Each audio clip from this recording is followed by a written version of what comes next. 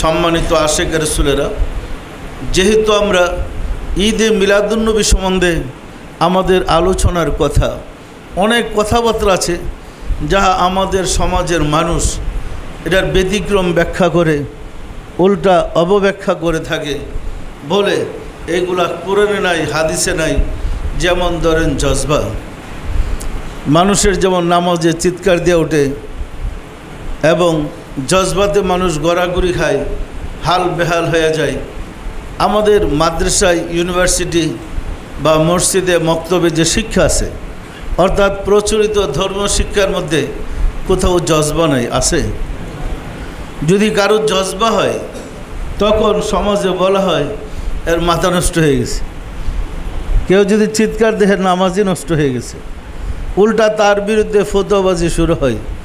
অথচ জজবার জন্ম হয়েছে রাসূল থেকে।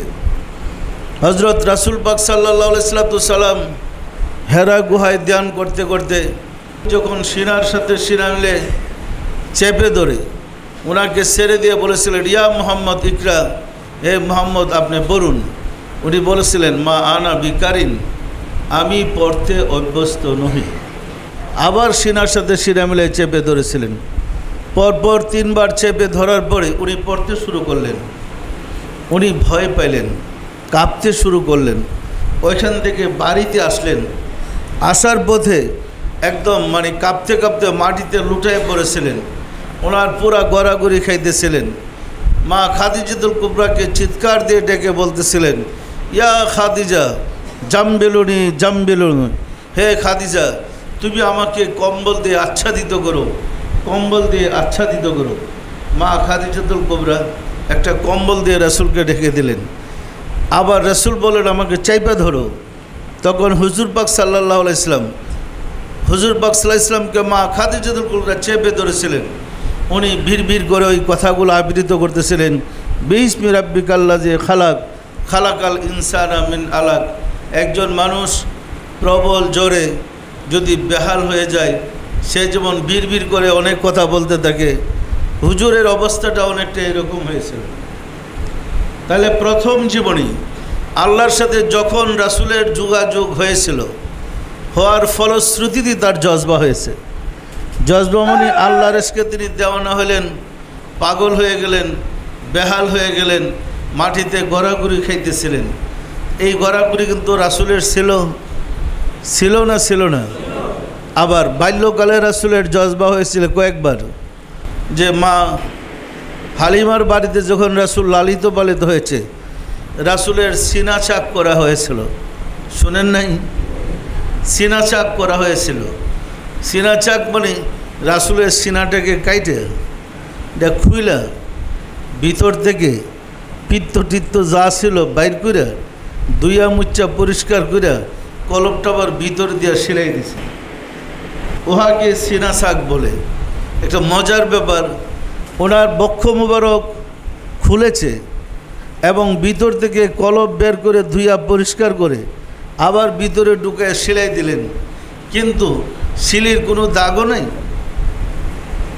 আর উনি কোনো ব্যথাও পাইলেন না। তাহলে ঘটনাটা কি ঘটেছিল? সম্মানিত আশিক রাসূলেরা পুরাটাই রহস্য থেকে যায়। অর্থাৎ হুজুর পাক সাল্লাল্লাহু আলাইহি ওয়াসাল্লাম যখন আল্লাহর কথা মনে পড়েছে, উনি মূর্ছা গেলেন, জ্ঞান হারা হয়ে পড়লেন। এই যে অবস্থাটা, এটা আসলে একটা জজবা। এই অবস্থায় মানুষের সিনাসাক হয়, ভিতরের ময়লাকে পরিষ্কার করে দেয় আল্লাহর ইশকে, মহব্বতে, প্রেমে। ওই রকম পরবর্তীতে হুজুর পাক সাল্লাল্লাহু আলাইহি ওয়াসাল্লাম আরেকবার জজবা হয়েছিল। 6 মাস ওহী বন্ধ ছিল রাসূলের। তখন আবু জাহেল, আবুল আহাব ঠাট্টা বিদ্রুপ করে বলতো, কি ভাতিজা এখন দিয়ে কিছু বলো না, তোমার কাছে কি আর কোনো খবর আসে না? অন্যদেরকে বিদ্রুপ করে বলতো, মুহাম্মদের কাছে জিন বা ভূত একটা কিছু আসতো, এখন সে তাকে তালাক দিয়েছে আর আসে না, মুহাম্মদের কোনো খবর নেই। দেখো নীরব হয়ে গেছে। এখন তো রাসূলের যন্ত্রণা, আল্লাহর পক্ষ থেকে নির্দেশ পাইতেন না, ওহী যোগাযোগ বন্ধ হয়ে গেছে। পরবর্তীতে ঠাট্টা বিদ্রুপে রাসূল বেহাল বেকার হয়ে গেছিলেন। কখনো কখনো পাহাড়ের চূড়ায় গিয়ে উনি জাপ দিতে চাইতেন, দেওয়ানা হয়ে যেতেন, আল্লাহর মহব্বতে পাগল হয়ে জাপ দিতে চাইতেন। গায়েবী আওয়াজ আসতো, হে মুহাম্মদ তুমি না আল্লাহর রসুল, আবার থেমা যেতেন। এইভাবে বেহাল অবস্থা রাসূলের গিয়েছে মাসুকের বিচ্ছেদ যাতনায়। এক সময় সূরা দুহা নাজিল হইল, সম্ভবত 6 মাস পরে। সূরা দুহা নাজিল হওয়ার পরে রাসূল পাক সাল্লাল্লাহু আলাইহি ওয়াসাল্লামের জজবা হইল। জজবা হওয়ার পরে উনি বালির মধ্যে ধুলার মধ্যে গড়াগড়ি খাইয়া জামা কাপড় ছিঁড়ে গেছে এবং সারা শরীর বালিতে একদম জড়াই গেছে। বাড়ি এসে বলতেছিলেন, ইয়া খাদিজা দাসিরুনি দাসিরুনি। আগে বলছিলেন জামবিলুনি জামবিলুনি, আজকে এসে বলতেছেন ইয়া খাদিজা দাসিরুনি দাসিরুনি, আমাকে কম্বল দিয়ে আবৃত করো, আমাকে কম্বল দিয়ে আবৃত করো। আবার ওই মা খাদিজাতুল কুবরা ওনাকে কম্বল দিয়ে আবৃত করেন। তখন ওনার ওই রকম কম্বন, ওই কথাবার্তা, ওই আয়াতগুলো তার কাছে আসতেছিল।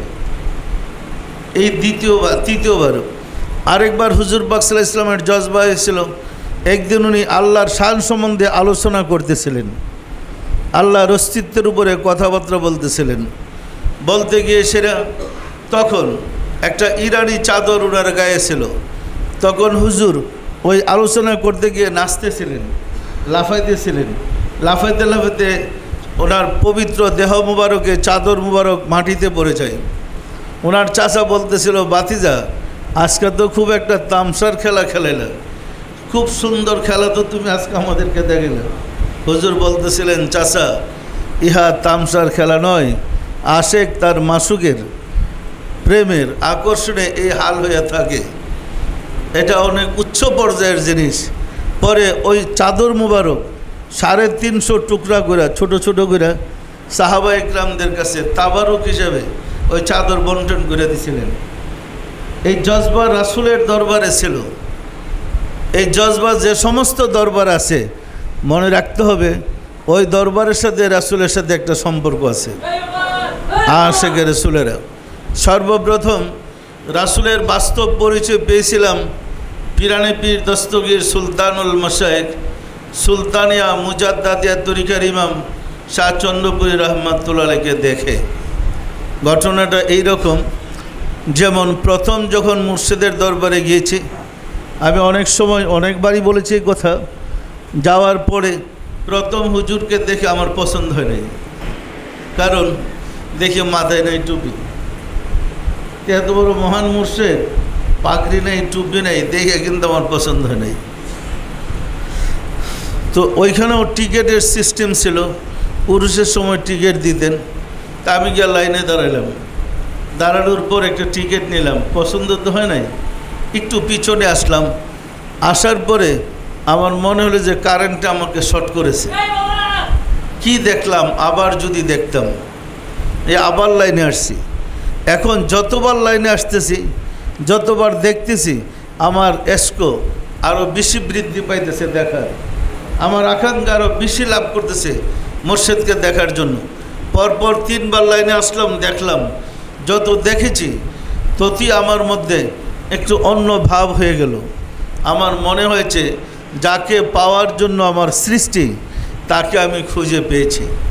সেটা কিন্তু কোনো সাধনা করে না, কোনো রিয়াজত করে না, মুর্শিদকে দেখার পরেই আমি উপলব্ধি করতে পারলাম উনি কে। এই কথাটা বলার প্রসঙ্গ হচ্ছে এই, হুজুর পাক সাল্লাল্লাহু আলাইহি ওয়াসাল্লাম এমন এক মহান সত্তা ছিলেন যিনি সৃষ্টির আদি, কিন্তু এসেছেন শেষে। তাকে সৃষ্টি করা না হলে জগৎ সৃষ্টি হইতো না, অথচ নবীদের মধ্যে উনি শেষ নবী হিসেবে প্রেরিত হয়েছেন। আর সমস্ত নবীদের আদি তিনি, জগতে আবির্ভূত হয়েছেন শেষে। সত্য নয় কি? একটা জিনিস হিসাব করে দেখেন, আদম থেকে যদি আমরা ধরি, আদম থেকে রাসূল পর্যন্ত যত নবী এসেছেন, সকল নবীদের শেষে রাসূল প্রেরিত হয়েছেন।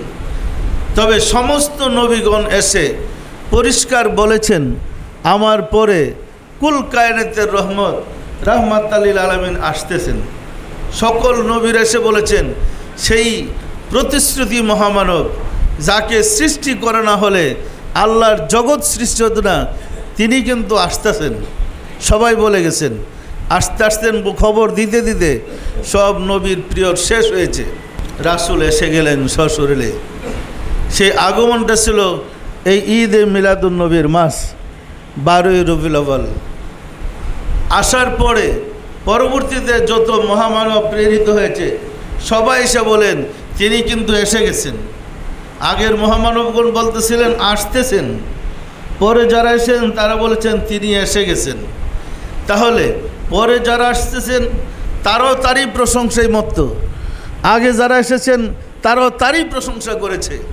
পরিষ্কার আমরা যদি গভীরভাবে বিশ্লেষণ করি, ব্যাখ্যা করি, আমাদের মাঝে যেটা প্রকাশিত হবে, সমস্ত নবী রাসূলগণ নবী হয়েছে নূরে মুহাম্মদী ধারণ করে। সমস্ত আউলিয়া কেরামগণ ওলি আল্লাহ হয়েছে নূরে মুহাম্মদী ধারণ করে। তাহলে নবী হইতে হলেও রাসূলকে লাগে, ওলি আল্লাহ হইতে হলেও তাকে লাগে। তিনি কেমন মহামানব বলেন। সেই কুল কায়নাতের রহমত, রাহমাতাল লিল আলামিন আমাদের রাসূল হিসেবে আমরা পেয়েছি।